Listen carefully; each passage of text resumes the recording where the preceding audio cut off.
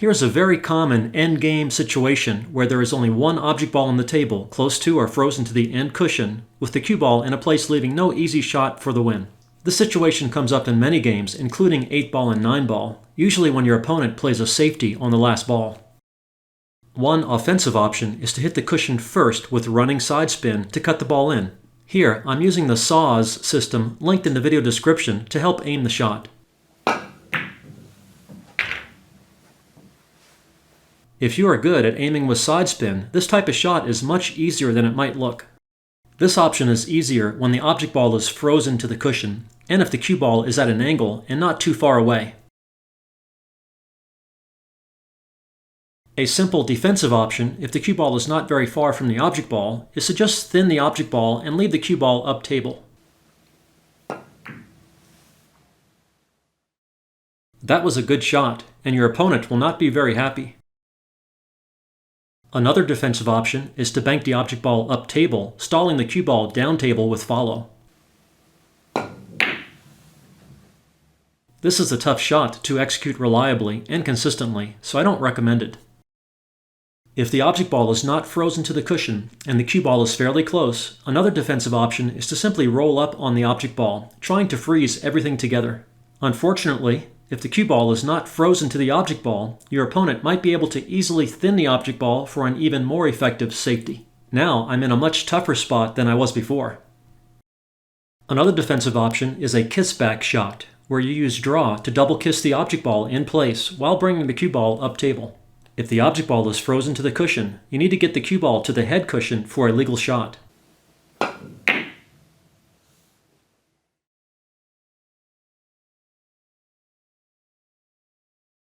A fairly easy defensive option is an equal separation safety.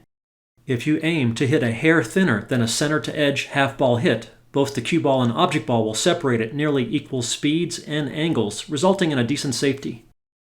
Ideally, you want to get both balls close to or frozen to the cushions. You can't expect much better than that. This shot is easier when the cue ball is close to the object ball, but it also works at larger distance if the table is clean and level and the cue ball is good. That's actually not very good, because my opponent can make this shot. Here's a better shot, but in this position, my opponent still has a chance to pocket the thin cut in the side or the cross-side bank.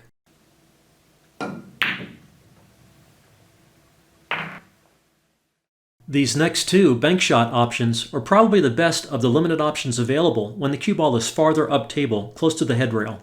When the shot and safety options are both hard, it is usually best to go offensive and go for the shot. You might make it, and if you don't, you might leave your opponent bad. If you have trouble aiming bank shots, see the 1/3 more than twice system linked in the video description. The first bank option is to use fast speed to avoid a double kiss.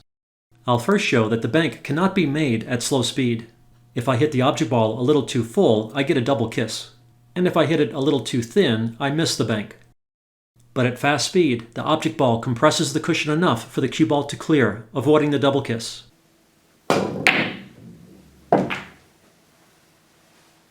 If the cue ball is at an angle, the double kiss is not a concern if you back cut the bank.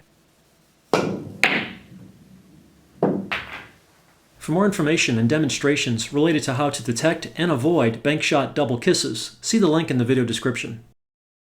This next option is similar to option 3, but here I am playing a two-way shot, attempting to pocket the object ball in the side. This is low percentage, but with good speed, a miss can lead to a decent safety. Top inside spin can help hold the cue ball at the bottom end of the table. That was a good miss. The final offensive option is the most aggressive, and it is also the most fun. The goal is to bank the object ball off 3 rails to the opposite side pocket with the right speed, so if you miss, you are likely to leave your opponent bad. For the best shot action, use bottom outside spin and aim for a center-to-edge half-ball hit. Here's an example good miss. Unfortunately, if you are close to pocketing the ball but don't, you can sometimes get unlucky, as with the next example. But when you hit the shot well and the pool gods are in your favor, you can get lucky and get the win.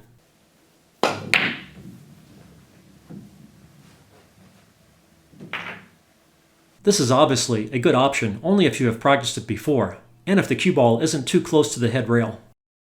I hit this last shot well, with perfect aim, perfect cue ball control, and with the right speed so that if the object ball missed the side, it would have ended up close to the center of the end rail. The only way to know which shot options are best for you is to practice all of them. This will help you work on important skills, and when you face situations like these in actual matches, you'll be better prepared to know what to do and be able to execute with confidence. In the video description, I have links to additional videos that cover some of the shot options in more detail, so check them out if you are interested. Good luck with your game from Dr. Dave.